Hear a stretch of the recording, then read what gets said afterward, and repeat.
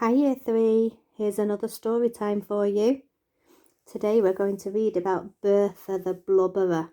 It's another one of David Walliams' The World's Worst Children.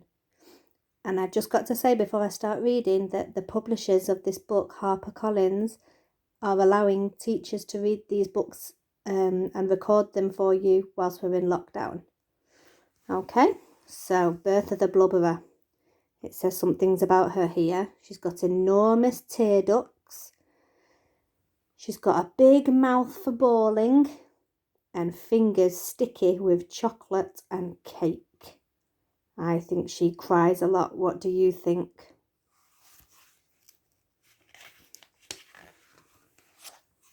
Bertha the Blubberer. Bertha was a blubberer. She would sob. She would howl. She would bawl. The little girl was only 8 years old, but she must have spent 7 of them blubbering. Anything and everything would set her off.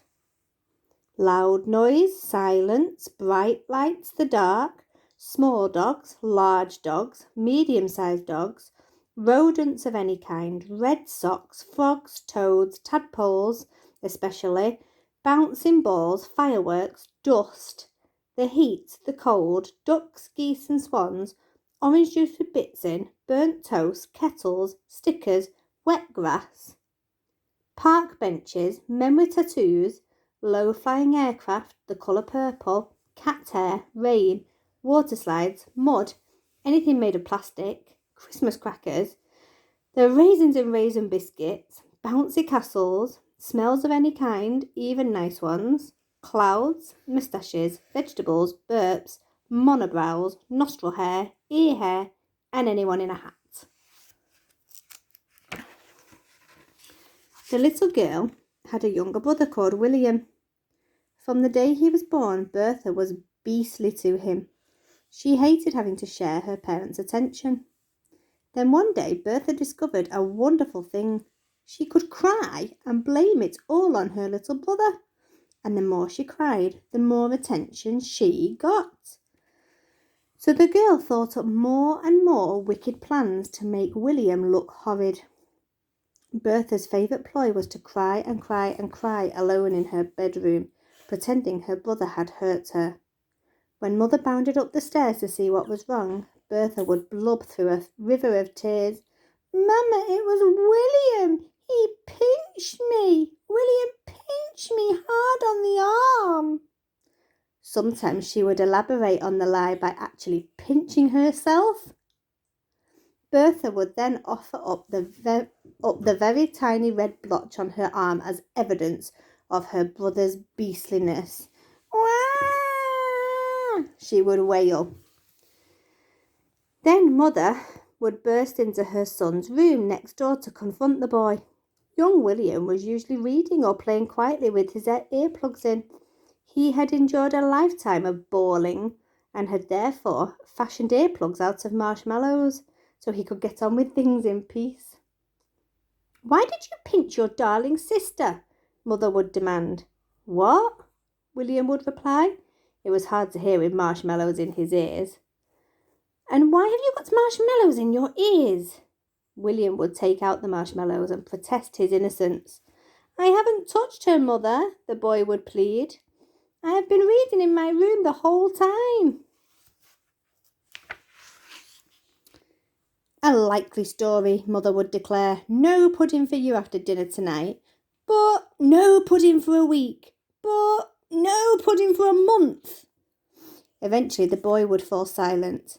He liked pudding, but not as much as his sister. The little girl loved pudding, even more than she loved crying. Once at the local bakery, she even offered to swap her brother for a slice of chocolate fudge cake. It was a large slice, but still. And if there was no pudding for William, Bertha would be allowed to eat his double pudding. All Bertha had to do was roll around on her bed and blubber. On the day our story begins, the 2 children were left alone inside the house. Mother was in the garden, tending to her beloved roses, as Father mowed the lawn. Spotting that her parents were outside, a fiendish scheme crossed Bertha's mind. It was her most devilish plot yet. breathtakingly simple and all the more brilliance for it. The plan was this. Bertha would pull out a clump of her hair and then bawl the house down. When Mother and Father came running, the finger of blame would be pointed at poor William. Pulling out a clump of hair would appear to be William's worst crime yet.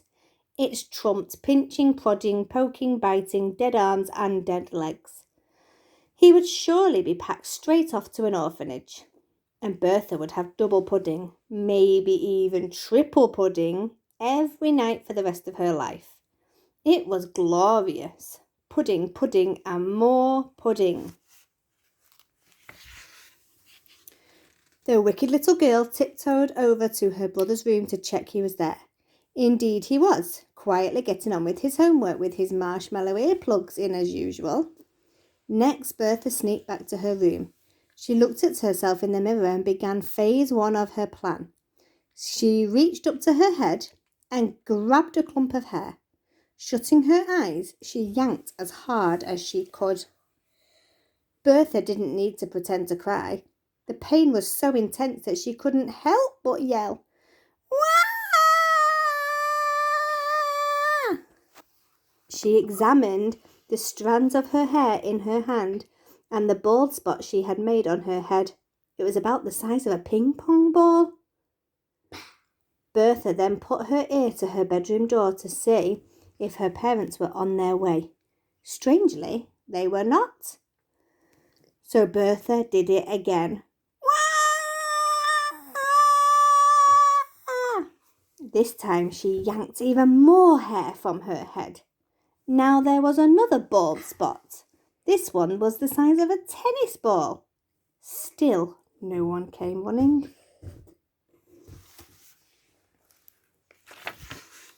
So Bertha did it again. Wah! And again. Wah! And again. Wah!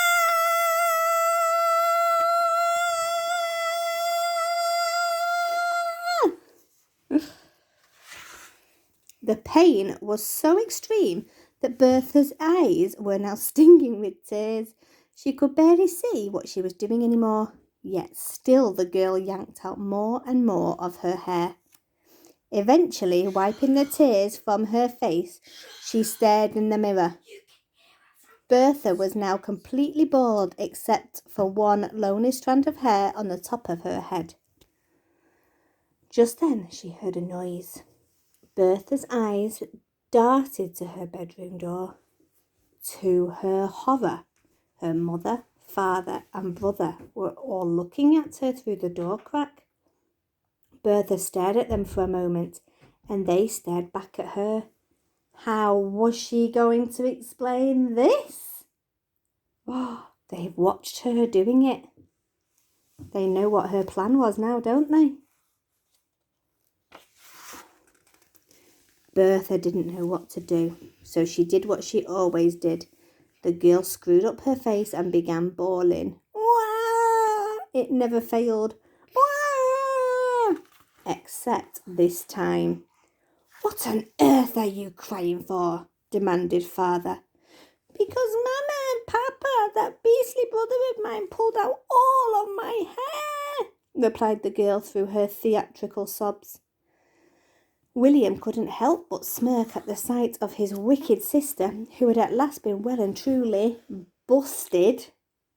"Actually, you've still got one hair sticking out of the top of your head," proclaimed the boy. Bertha examined herself in the mirror again. It did look rather strange having just the one lonely strand, so she plucked it out between her fingers. "That can't have hurt," protested William. "It was just a little hair." Bertha was becoming more desperate now. But you pulled out all the others, William, you evil little wretch." "We have been standing here for the last few minutes, young lady," began Mother. "We saw the whole thing," added Father. The smuggest grin spread across William's already smug face. But, protested Bertha. "No doubt you have been doing this all along," accused Mother. But, No pudding for you, young lady, declared father. Bertha stopped protesting for a moment. The punishment didn't seem so bad, missing one pudding. She had a stash of chocolate under her bed anyway. The girl gave her brother a satisfied look. Then, like a prize fighter, Mother delivered the knockout blow. Ever again. Oh, she's never allowed pudding ever again. Oh my goodness. Bertha froze. This was worse than having no hair. No puddings? But Bertha loved puddings. If she could, she would only eat puddings, puddings, puddings. How could anyone live without cake and ice cream and meringues and cream and sponge cake and Eton mess and custard tarts and French fancies and treacle sponge and apple crumble and custard and jelly and spotted dick and cupcakes and sticky toffee pudding and jam roly-poly and chocolate mousse and trifle and brandy snaps, all preferably eaten in one sitting. Really, Mama, pleaded the girl. This can't be true. No puddings forever? Forever and ever and ever, replied Mother, who was mightily cross that her daughter had fooled her for so long. Now every night Bertha would have to watch her brother across the dinner table, savouring every last morsel of not only his delicious pudding, but what would have been Bertha's too. Double pudding. Most evenings Mother would give William her own pudding as well, to make up for his harsh treatment over the years. Triple pudding. Often the boy would be allowed to eat his father's pudding too. Quadruple pudding. It was torture for the girl to watch her brother eat all her favourite pudding night after night after night, while she had not a crumb of one. Bakewell tart, Arctic roll, Eton mess. William would lick the bowls clean. To make matters worse, under the table the boy would pinch his sister's leg as he scoffed away. Wah! He pinched me, Bertha would cry. Nobody ever believed her. Bertha the Blubberer had blubbered one too many blubbers. I hope you enjoyed that story, everyone. Let's have another story time tomorrow. Bye.